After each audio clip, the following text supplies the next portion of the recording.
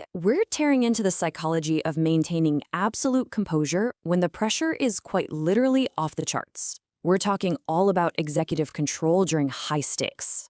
This isn't just about, keeping a straight face. It's a profound psychological tactic that completely rewires the dynamics of a room. So let's get right into it. Ever lost a heated argument? I want you to really picture this for a second. You're in the middle of a super tense dispute. Your chest feels tight, your face is flushed, and the other person just lobbed a total verbal grenade right at you.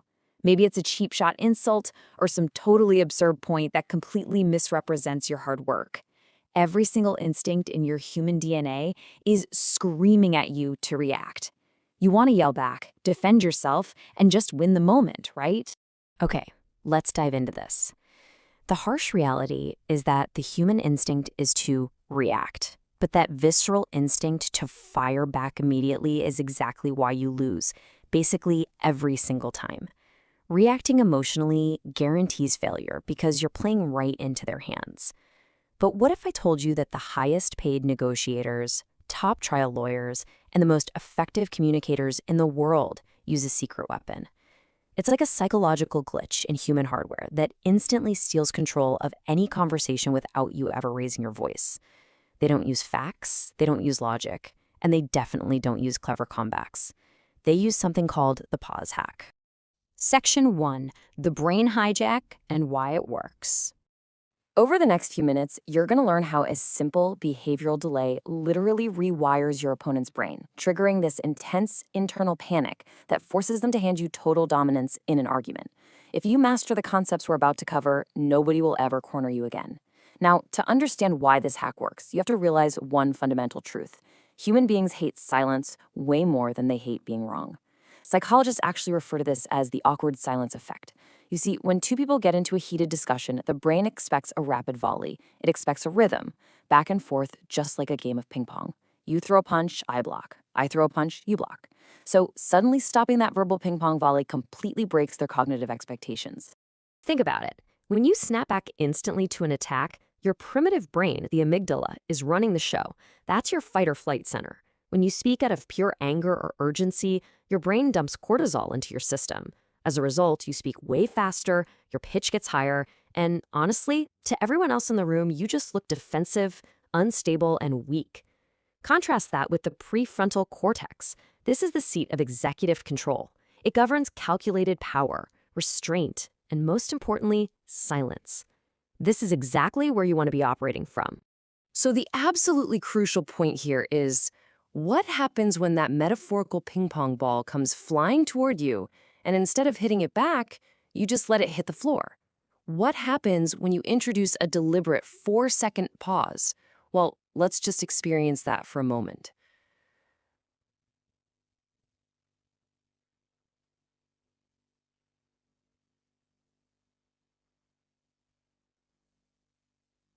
That tension, that 4-second delay, creates a sudden, violent shift in power. When you don't respond right away, your opponent's brain completely short-circuits.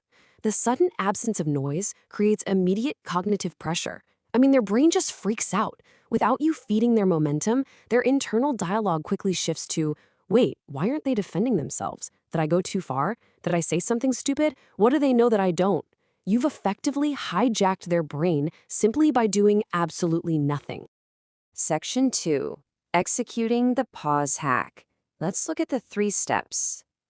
Now, executing this hack isn't just about shutting your mouth and staring blankly into space. If you just stand there staring, you're going to look confused, or worse, intimidated. It actually requires a highly specific 3-step psychological frame to trigger that executive control we just talked about. So let's walk through these 3 steps precisely. Step 1 is the eye lock. This happens in the first 2 seconds. The exact moment they finish their sentence, you stop immediately. Don't blink excessively. Definitely don't shake your head. Just maintain steady, neutral eye contact. This neutral posture sends a subtle alpha signal straight to their subconscious, saying, your words didn't hurt me. They didn't even move me. Step 2, happening in seconds 2 through 4, is the micro tilt. You're going to slightly tilt your head, just an inch or 2, and let a faint look of mild curiosity enter your eyes. You aren't angry, you aren't aggressive, You kind of look like a scientist observing a fascinating insect under a microscope. This makes them feel intensely judged without you uttering a single syllable. And finally, step 3, the slow delivery. When you finally do speak, you need to lower your pitch and slow down your speech rate by exactly 30%. Why 30%? Because whoever controls the tempo of the room controls the power in the room. Fast speech signals desperation and anxiety. Slow, calm speech signals absolute authority. You are setting the new tempo. And this brilliantly illustrates our next point, Section 3. Real-world scenarios and putting it into practice. Let's look at how this framework operates out in the wild. Imagine scenario A, the personal attack. A colleague says to you in front of your entire team, "You have no idea what you're talking about. This whole plan is absolute garbage." The standard weak response is fast and defensively justifiable. You might blurt out, "Yes, I do. I spent 3 weeks researching this." But remember, that's just the amygdala talking.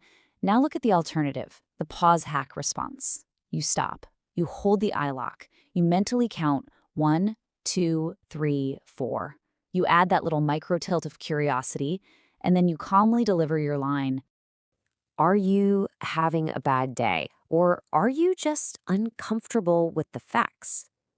Listen to the deliberate pacing of that. Boom.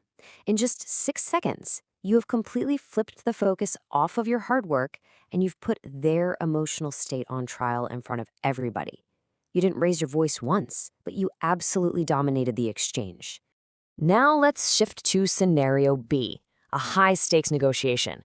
Let's say your boss or a major client looks at your proposal and flat out says, "That price is way too high. We can't do that." The weak negotiation response is to panic and immediately fill the silence. "Well, we could lower it by 10% or maybe cut out a few features." Ouch, you just lost. The pause hack negotiation? Silence. You look at them with that mild curiosity. You hold the silence until they break it. 9 times out of 10, the sheer discomfort of that silence will force them to fill the void. They'll stumble and say something like, "I mean, what's the absolute best you can do?" Or, "Is there any wiggle room?" Congratulations. They just began negotiating against themselves, and literally all you did was wait. Which brings us to Section 4, the ethics of silence.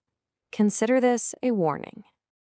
Because this hack is so incredibly potent, it has a distinct dark side that we really must acknowledge.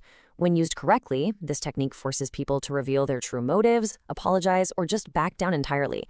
But because it triggers immense internal anxiety and cognitive pressure on the other person, it is a professional tool, not a personal one.